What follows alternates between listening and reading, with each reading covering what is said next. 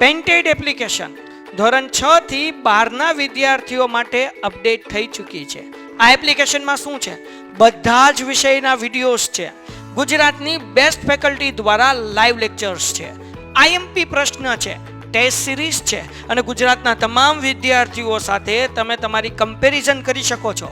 ગેમિફિકેશન છે અને બીજું ઘણું બધું. તો તમે એપ્લિકેશન ડાઉનલોડ ન કરી હોય તો ડિસ્ક્રિપ્શનમાં લિંક આપી છે. હમણાં જ પ્લે સ્ટોર ઉપર જાઓ અને એપ્લિકેશન ડાઉનલોડ કરો. ઘરે બેઠીને સરસ મજાનું ગુજરાતની જોરદાર ફેકલ્ટી સાથે ભણો, સારા માર્ક્સે પાસ થાઓ. ચાલો વિદ્યાર્થી મિત્રો, બધા લોકોને જય હિન્દ. મારો અવાજ એકવાર ક્લિયર આવે છે બધાને?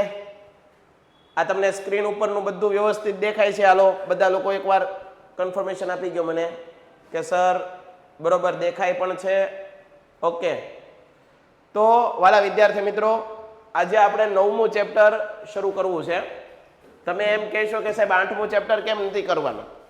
તો 8મું ચેપ્ટર નથી કરતો એનું કારણ એ છે કે આજે તે 8મું ચેપ્ટર મેં યુટ્યુબ લાઈવની અંદર ભણાવ્યું. બરાબર, બહુ વ્યવસ્થિત ભણાવ્યું છે. હજી આવતો લેક્ચર આવતા બુધવારે 6 વાગ્યાનો લેક્ચર છે, એમાં પણ પાછું 8મું ચેપ્ટર ભણાવવાનો છે. બરાબર, ધોરણ 9ના વિદ્યાર્થીઓને સમાજનું પાકું છે. એટલે એ ચેપ્ટર ત્યાં હાલે છે, એટલે તમારે ત્યાંથી રિવિઝન કરી લેવાનું, જોઈ લેવાનું. અને અહીંયા એક વધારે ચેપ્ટર આપણે ઈબાને ભણાય, એના કારણે તમારે રિવિઝન વધારે થાય ને બધા ચેપ્ટર પૂરા થઈ જાય, કારણ કે સિલેબસ લાંબો હોય છે આપણો સમાજનો. બરાબર, તો યુટ્યુબ ઉપર તમે તારે લાઈવમાં જશો ને તો આજે જ મેં ભણાવ્યું છે 8મું ચેપ્ટર. બંધારણ શું છે, બંધારણ કેમ બન્યું, કેવી રીતે, બધું લખાવેલું છે. બરાબર, વ્યવસ્થિત દેખાડ્યું છે. કેટલા લોકોને ક્લિયર થાય છે? ક્લિયર કેટલાને થાય છે? સમજો છો ને તમે? મારી વાત સમજો તમે? આજના લાઈવની અંદર જ મેં 8મું ચેપ્ટર શરૂ કર્યું છે. લાઈવની અંદર હું તમને યુટ્યુબ ઉપર ભણાવું ને એમાં આ 8મું ચેપ્ટર ભણાવીશ, અને અત્યારે તમને પેન્ટેડમાં ભણાવું છું એમાં હું તમને 9મું ચેપ્ટર ભણાવું. એટલે તમારે એક સાથે 2 ચેપ્ટર થશે. કેટલા લોકોને ક્લિયર છે? બધા એકવાર મને કહી ગયો તો સાહેબ ક્લિયર છે. હાલો, તો મારા દીકરાઓ અહીંયા ધ્યાન આપો. જુઓ, અહીંયા સમજો તમે. તો મારે તમને છે ને આજે 9મું ચેપ્ટર છે, હું આજે ભણાવું છું. બરાબર, 8મું ચેપ્ટર આપણે યુટ્યુબમાં ભણાવી દઈશું. તમને આખું આજે અડધો એક પાઠ ભણાવી દીધો છે. એક ભાગ એનો આવ્યો, એક ભાગ આવતા બુધવારે આવશે. ત્યાં લગનમાં આપણે 9મું ચેપ્ટર એ પૂરું કરશું. અહીંયા ધ્યાન આપો. ભારતનું બંધારણ તમારા ધોરણ 9ની અંદર સમાજ વિષયની અંદર બંધારણના ઘણા બધા ચેપ્ટર છે. બરાબર, એમાંનું એક ચેપ્ટર એટલે 9મું ચેપ્ટર ભારતનું બંધારણ. આ ભારતનું બંધારણને જ આપણે સંવિધાન પણ કહી શકાય, ઇન્ડિયન કોન્સ્ટિટ્યુશન પણ કહી શકાય. બરોબર, એમાં આગળ વધીએ છીએ. મેં તમને આગળના જે 8મું ચેપ્ટર ભણાવ્યું એની અંદર બંધારણ એટલે શું એ મેં તમને શીખવાડ્યું. પછી મેં તમને એ શીખવાડ્યું કે ભાઈ બંધારણ આઝાદી પહેલા ભારતનું બંધારણ હતું કે નહીં. બરોબર, તો એનો જવાબ તમને સમજાયો. પછી મેં એ કીધું કે આપણું બંધારણ કઈ રીતે તૈયાર કરવામાં આવ્યું, આપણા બંધારણ બનવા માટે કેટલો સમય લાગ્યો, આપણું બંધારણ અમલમાં ક્યારે આવ્યું, આપણું બંધારણ સ્વીકારાયું ક્યારે. આ બધા પ્રશ્નોના જવાબ તમને 8મા ચેપ્ટરમાં મળી જશે. બરોબર, યુટ્યુબ ઉપર જઈને આજે જોઈ લેજો. સમજાય છે? ત્યારબાદ બંધારણના ભાગ કેટલા, બરોબર, આ બધી વસ્તુ મેં એ 8મા ચેપ્ટરમાં ભણાવી છે. આજે જે ભણવાનું છે આ ચેપ્ટરની અંદર 3 ભાગ ભણવાના છે. જુઓ, બંધારણની અંદર 3 ભાગો આપણે આ ચેપ્ટરમાં ભણવાના છે. એક છે મૂળભૂત હકો. આપણા સંવિધાને, આપણા દેશના કાયદાએ આપણે નાગરિકોને, જે ભારતીય નાગરિકો છે તેને પોતાના ફંડામેન્ટલ રાઇટ્સ આપ્યા છે. રાઇટ્સ એટલે હું? અધિકાર. બધાને અધિકાર આપ્યા છે. એમાં કોઈ પણ જાતનો ભેદભાવ કરવામાં આવ્યો નથી. એમાં ગરીબ, અમીર, સુખી છે કે દુઃખી છે, બરોબર, કોઈ પણ ધર્મનો હોય, કોઈ પણ લિંગ ધરાવતો હોય, કોઈ પણ જાતિ, જ્ઞાતિ, ધર્મ, સ્થાન, આવા કોઈ ભેદભાવ કરવાના નથી. કોઈ પણ ભેદભાવને નહીં માનતા બધા લોકોને એક હરખા અધિકાર આપવામાં આવ્યા છે. બરોબર, તો આ પાઠમાં આપણે ભણશું બંધારણનો ભાગ 3.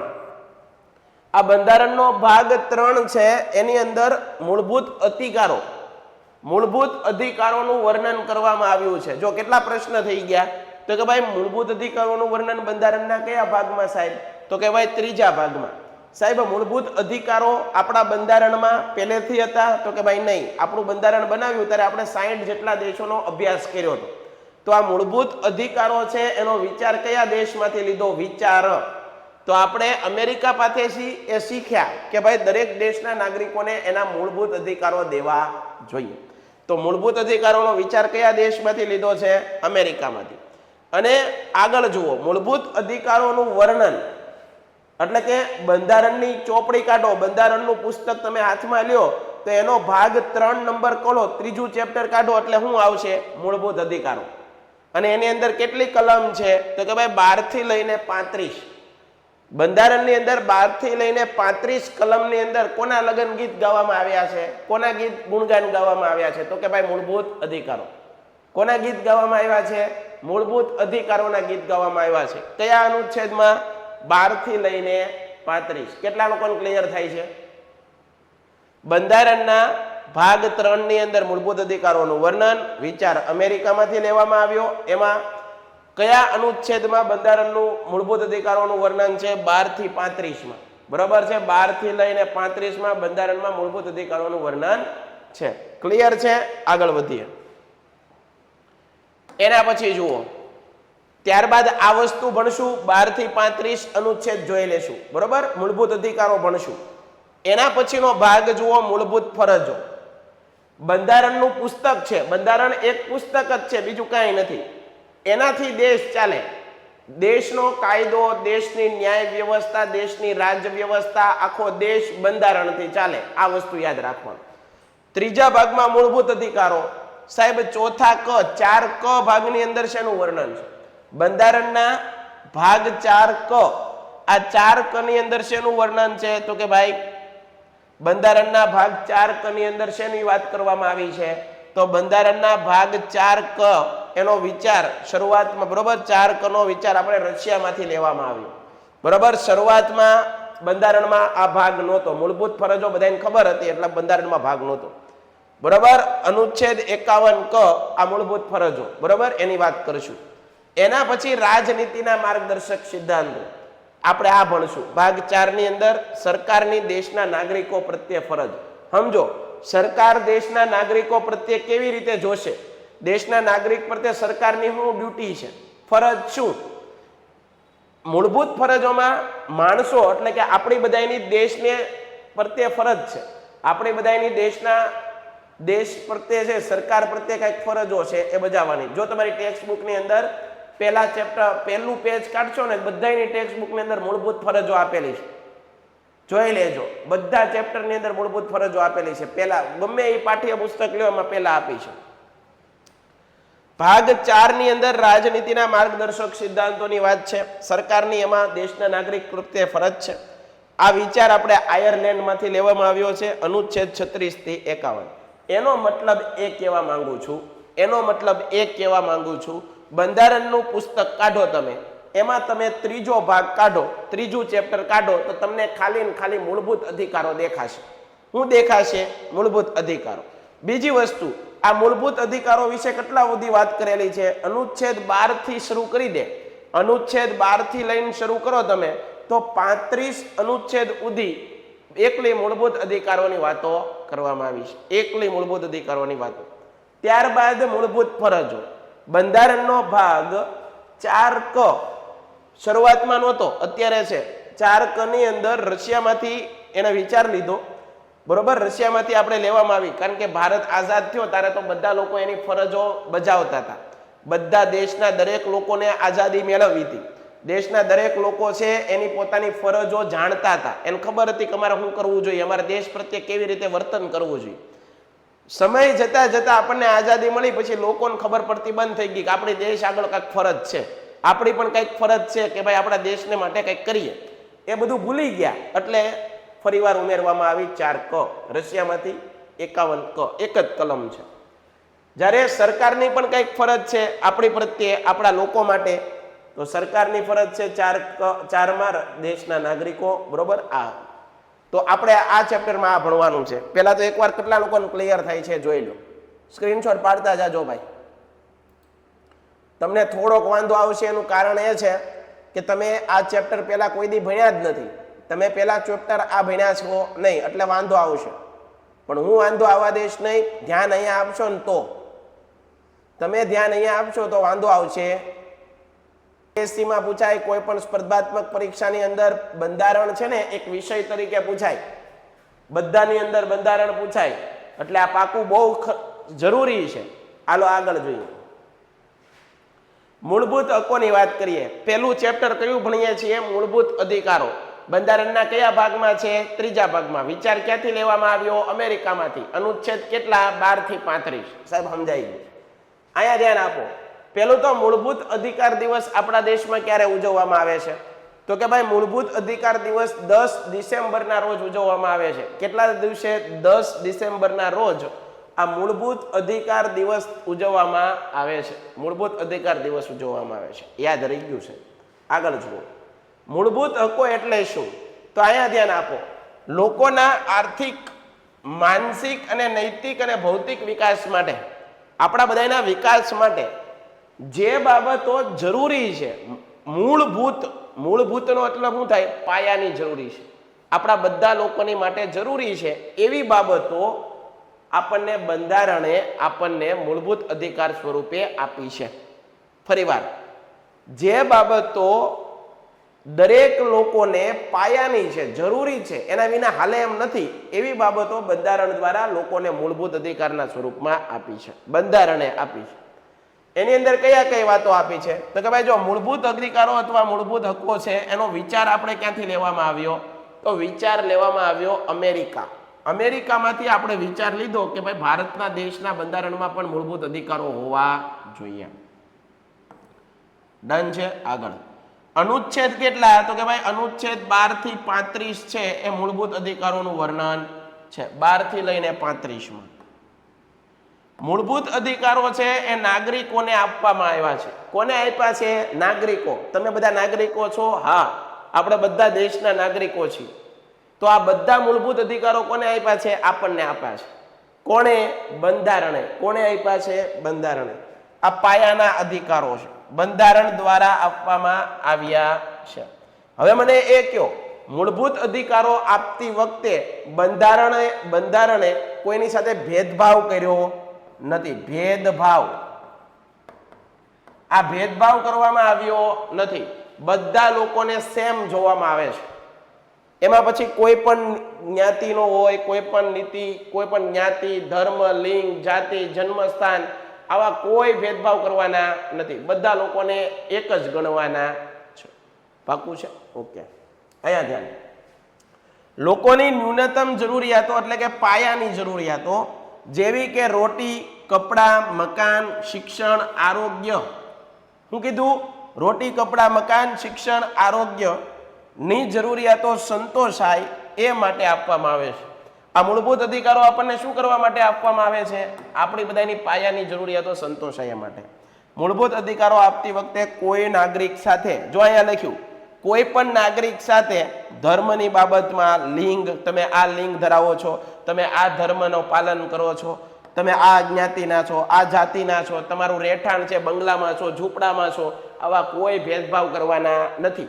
બધાને હરખા રાખવાના છે. જેમ પાંચેય આંગળીને હરખી ન હોય, બરાબર, બધા લોકોને હરખા રાખવા. બરાબર, સ્ક્રીનશોટ પાડી લીધો. હાલો આગળ વધીએ. આટલી વસ્તુ ક્લિયર. આગળ હવે જુઓ, મૂળભૂત અધિકારો છે અથવા મૂળભૂત હકો છે એનું વર્ણન બંધારણના કયા ભાગમાં છે? અહીંયા ધ્યાન આપજો. એનું વર્ણન બંધારણના કયા ભાગમાં છે? તો બંધારણનો ભાગ 3 એ મૂળભૂત અધિકારોનું વર્ણન છે. અનુચ્છેદ કેટલા? તો કે ભાઈ અનુચ્છેદ 12 થી લઈ અને 35. આ 12 થી લઈને 35 ની અંદર એનું વર્ણન છે. આ વિચાર ક્યાંથી લીધો? અમેરિકામાંથી લીધો સાહેબ. હાલો યાદ છે. મૂળ બંધારણની અંદર જ્યારે બંધારણ બન્યું ત્યારે મૂળભૂત અધિકારો કેટલા હતા? તો કે ભાઈ મારા દીકરાઓ 7 મૂળભૂત અધિકારો હતા. જ્યારે બંધારણ બન્યું ત્યારે મૂળભૂત અધિકારો કેટલા? 7. હાલની અંદર મૂળભૂત અધિકારો કેટલા છે? તો હાલની અંદર મૂળભૂત અધિકારો કેટલા છે? 6.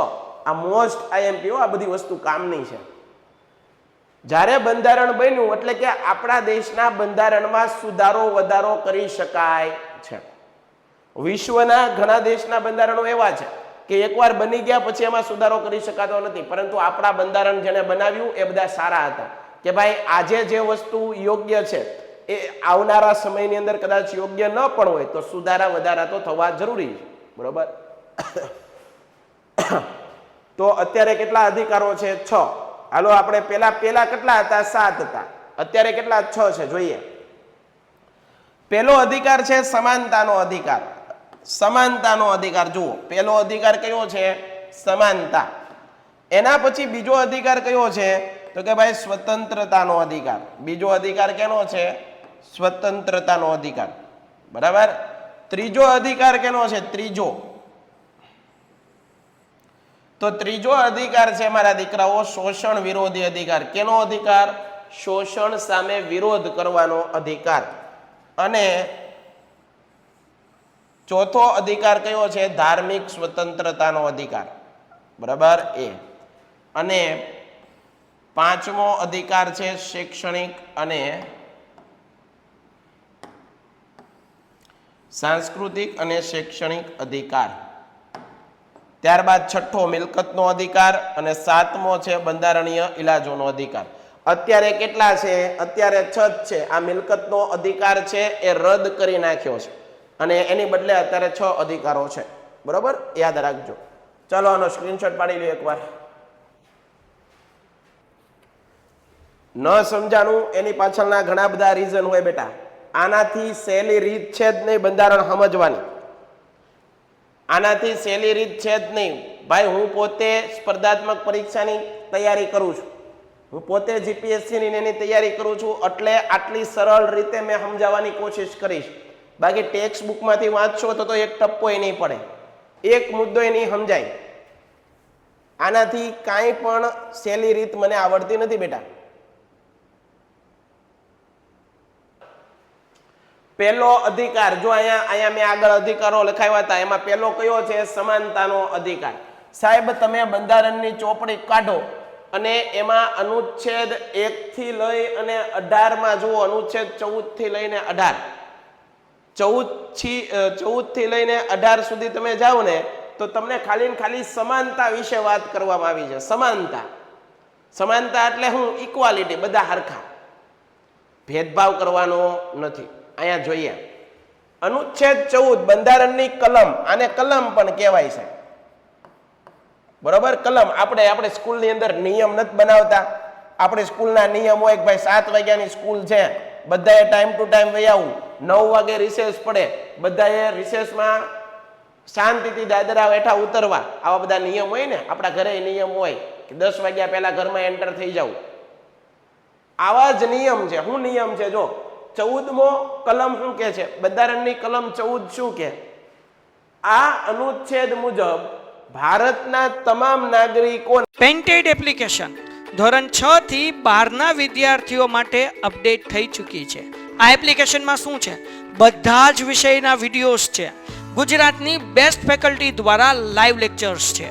આઈએમપી પ્રશ્ન છે, ટેસ્ટ સિરીઝ છે અને ગુજરાતના તમામ વિદ્યાર્થીઓ સાથે તમે તમારી કમ્પેરિઝન કરી શકો છો. ગેમિફિકેશન છે અને બીજું ઘણું બધું. તો તમે એપ્લિકેશન ડાઉનલોડ ન કરી હોય તો ડિસ્ક્રિપ્શનમાં લિંક આપી છે. હમણાં જ પ્લે સ્ટોર ઉપર જાઓ અને એપ્લિકેશન ડાઉનલોડ કરો. ઘરે બેઠીને સરસ મજાનું ગુજરાતની જોરદાર ફેકલ્ટી સાથે ભણો, સારા માર્ક્સે પાસ થાઓ. શું કીધું? ભારતના તમામ નાગરિકો એટલે આપણે બધા નાગરિકોને કાયદા સમક્ષ સમાન ગણવામાં આવશે. એટલે બધાને હરખો કાયદો લાગુ પડે. આ વાત કહેવા માંગે છે. કોઈ પોલીસ અધિકારીનો છોકરો કોઈ ડ્રિંક કરીને કોઈની ઉપર ગાડી ચડાવી દે છે તો તેને પણ સજા સરખી જ થાય. અને કોઈ ગરીબનો દીકરા સાથે અન્યાય થાય છે અને તેની સાથે પોલીસ શોષણ કરે છે, એને હેરાન કરે છે તો પણ એને ઉપર કાર્યવાહી થાય. જે ગુનો કરે છે એને હરખી જ સજા મળે, પછી એ ગમે તે હોય. દેશના બધા લોકોને, બધા, હવે તમે એમ કહેશો કે સાહેબ મુખ્યમંત્રી, વડાપ્રધાન એ બધાને પણ મળે, પણ ક્યારે? જ્યાં લગન હોદ્દા ઉપર હોય, જ્યાં લગન એ પદ ઉપર હોય ત્યાં લગન ન મળે. જેવા તે એનો પદ પૂરું થઈ જાય, રિટાયર થઈ જાય, પછી એના ઉપર કાર્યવાહી થઈ શકે. સમજાય છે? પણ જ્યાં લગન પદ હોય, દાખલા તરીકે રાષ્ટ્રપતિ છે તો રાષ્ટ્રપતિ તો મહાન હોય, એ મોટું પદ છે, આપણા રાજા કહેવાય, એના ઉપર કોઈ પણ કાર્યવાહી થાય નહીં. પણ પદ પૂરું થાય અને કંઈક, પણ આપણા દેશની એ ખુશનસીબી છે, આપણા એક પણ રાષ્ટ્રપતિ કોઈ દી એવા ખોટા કામમાં આવ્યા નથી. બરાબર છે? સારી વાત છે. અહીંયા ધ્યાન આપજો. તો બધા લોકોને કાયદો કેવો લાગુ પડશે? હરખો. આવું ક્યાં કીધું સાહેબ? ફેંકવાની વાતો કરો છો? ફેંકવાની વાત નથી કહેતો. તમારે સીધું કહી દેવાનું કે સાહેબ બંધારણની અનુચ્છેદ 14, બંધારણની કલમ 14 માં એમ કીધું છે કે બધા લોકોને કાયદો હરખો લાગુ પડે. કોઈની સાથે કાયદા સાથે અન્યાય કરવાનો નથી. એ પછી બંગલામાં રહેતો હોય, ઝૂંપડામાં રહેતો હોય, કોઈ પણ જ્ઞાતિ, ધર્મ, જાતિ, લિંગ, જન્મસ્થાન, કોઈ પણ આધારે ભેદભાવ કરવાનો નથી એને. બરાબર? બધાને ઇક્વલ રાખવાના છે, બધાને સમાન રાખવાના છે. આવું ક્યાં કીધું? અહીંયા. આ અનુચ્છેદમાં એવી જોગવાઈ કરી છે કે કોઈ પણ વ્યક્તિને કાયદાની બાબતમાં ભેદભાવ નહીં કરવામાં આવે. કોઈ પણ વ્યક્તિ સાથે ધર્મ, લિંગ, જાતિ, જન્મસ્થાન, ધર્મસ્થાનના આધારે કાયદા બાબતમાં ભેદભાવ કરવાનો છે નહીં. ચાલો પાડો સ્ક્રીનશોટ. હાવ હેલું છે, કાંઈ અઘરું નથી. પાડો ઝડપથી સ્ક્રીનશોટ ભાઈ. એના પછી 14મી કલમ પૂરી થાય, 15મી કલમ. જો 15મી કલમ શું કહે છે? એ પણ સમાનતાનો અધિકારમાં જ છે. આ અનુચ્છેદ મુજબ ભારતનો કોઈ પણ નાગરિક છે એ જાહેર જગ્યાએ પ્રવેશવા પર એને રોકી શકાય નહીં. જાહેર જગ્યા એટલે કેવી? જે બધા માટે હોય. બરોબર? ત્યાં કોઈને એમ ન કહેવાય તારી જ્ઞાતિ આ છે, તારો રંગ કાળો છે, તું તારો ધર્મ આ છે, તું તો ઝૂંપડામાં રહે છો. જાહેર જગ્યાએ પ્રવેશવા પર પ્રતિબંધ કરી શકાશે નહીં. જો આવું કરવા મળે તો બંધારણની કલમ 15 અંતર્ગત તેની ઉપર કાયદાકીય સજા થાય. કાયદાકીય રીતે સજા થાય. કોઈને પણ જાહેર જગ્યાએ, દાખલા તરીકે દરિયાકાંઠો છે, દરિયાકાંઠે જવામાં કોઈને ના પાડી શકાય નહીં. જય છે. તો કોઈ પણ વ્યક્તિ સાથે ધર્મ, લિંગ, જાતિ, જ્ઞાતિ, જન્મસ્થાનના આધારે જાહેર જગ્યાએ, ઓ ભાઈ જાહેર, ખાનગી માલિકીની જગ્યામાં નથી કહેતો, જાહેર બધા માટે હોય એમાં ના પાડી શકાય નહીં. 16મી આ અનુચ્છેદ મુજબ બંધારણમાં એવી જોગવાઈ કરવામાં આવી છે કે સરકારી નોકરીની અંદર લાગવગ હાલશે નહીં.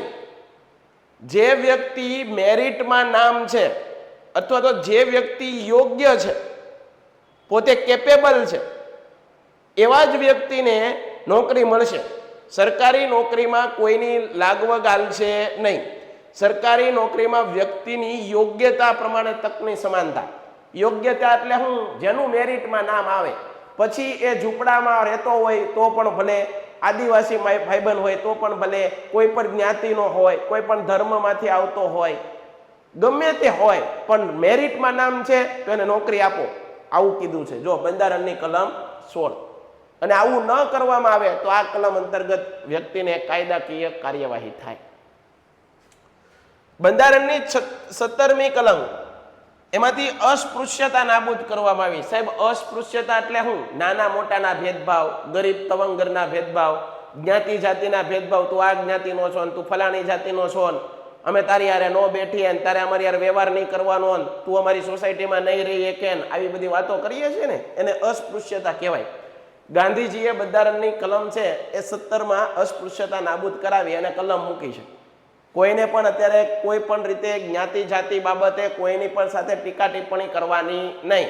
બરાબર? જો કીધું છે આ કલમ બંધારણમાં ગાંધીજીના કહેવાથી ઉમેરવામાં આવી છે. કોઈ પણ જાતનો ભેદભાવ નહીં, બધા હરખા ટૂંકમાં. બરાબર?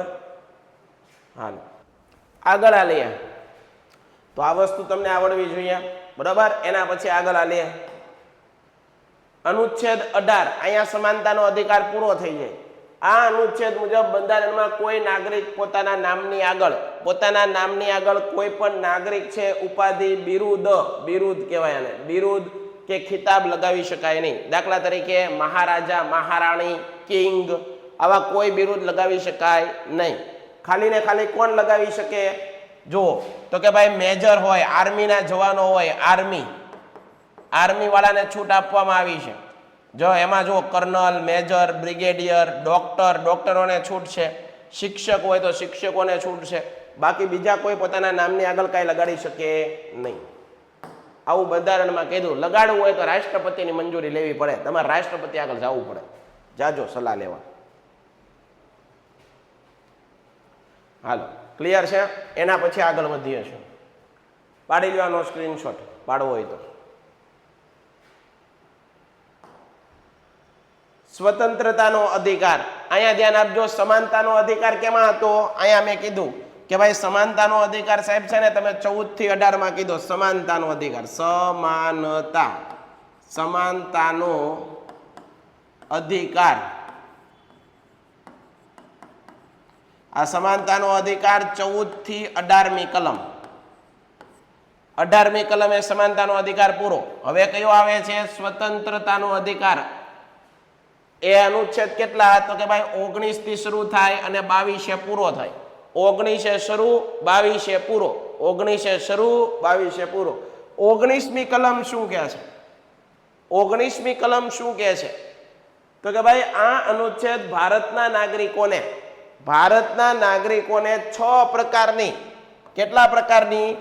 6 પ્રકારની સ્વતંત્રતા આપવામાં આવી છે. ભારતના નાગરિકોને કેટલી સ્વતંત્રતા આપવામાં આવી છે? 6 પ્રકારની. અહીંયા ધ્યાન. પહેલી છે 19A. આ એ છે એની પેટા કલમ છે, પેટા કલમ, સબ division. 19B, 19C, 19D, 19E, 19F અને 19G.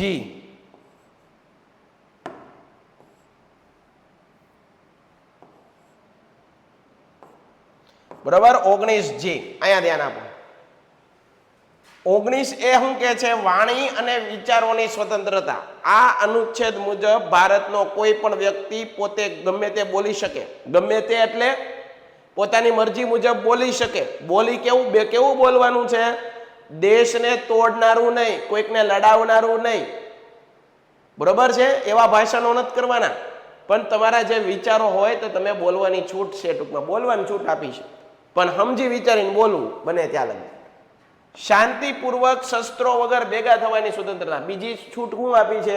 કોઈ પણ જગ્યાએ શાંતિપૂર્વક તમે શસ્ત્રો વગર, શસ્ત્રો હારે ન હોવા જોઈએ, એના વગર ભેગા થવાની સ્વતંત્રતા. તમે ટોળા બનીને મોટા આખી સભા સંમેલન કરો તો વાંધો નથી, પણ શસ્ત્રો નહીં, નકર જેલમાં ખોઈ દે. 19C, કોઈ પણ પ્રકારનું આર્થિક કે રાજકીય સંગઠન. તમે રાજકીય સંગઠન બનાવવું છે તો બનાવી શકો, એમાં કઈ ના નથી. 19D, ભારતના કોઈ પણ વિસ્તારમાં, મને ગુજરાતમાંથી મારે મહારાષ્ટ્ર ફરવા જવું છે, મને કોઈ ના ન પાડી શકે. મહારાષ્ટ્ર જાઓ, ઉત્તર પ્રદેશ જાઓ, બિહાર જાઓ, જ્યાં જવું હોય ને જાઓ, તમારે ખર્ચ. તો સમગ્ર ભારતમાં ફરવાની હરવાની સ્વતંત્રતા આપવામાં આવી છે 19D.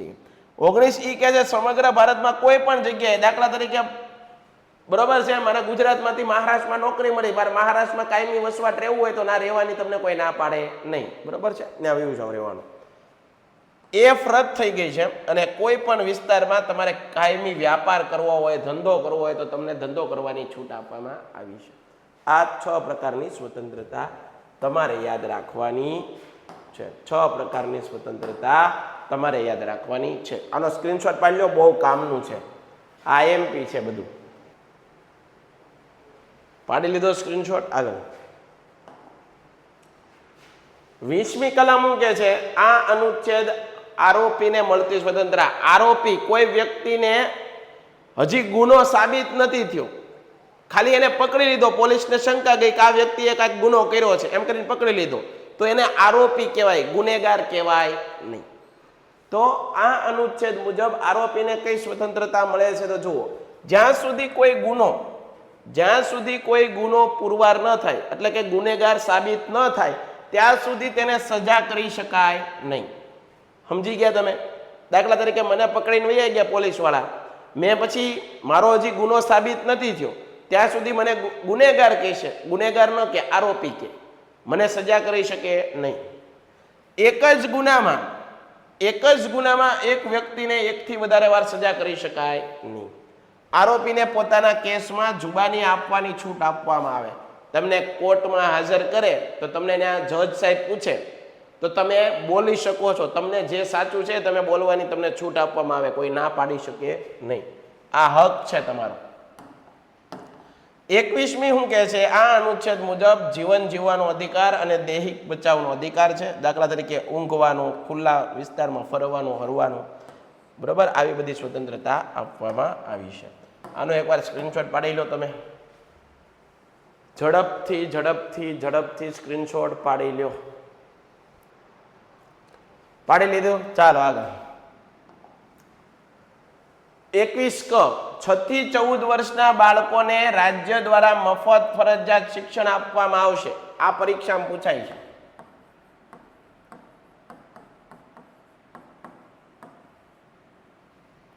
આ પણ પૂછાય છે.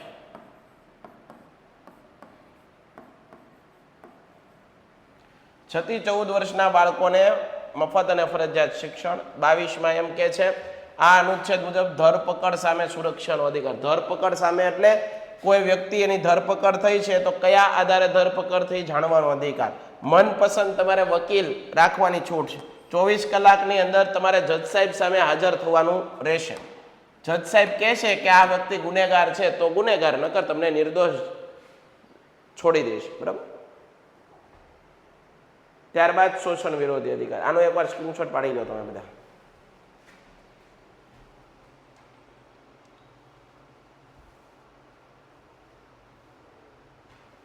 ચાલ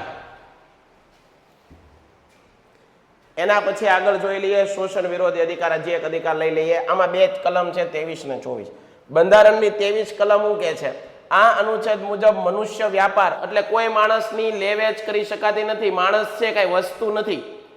માણસની લેવેચ થાય હો, માણસને વેચી દે છે લોકો.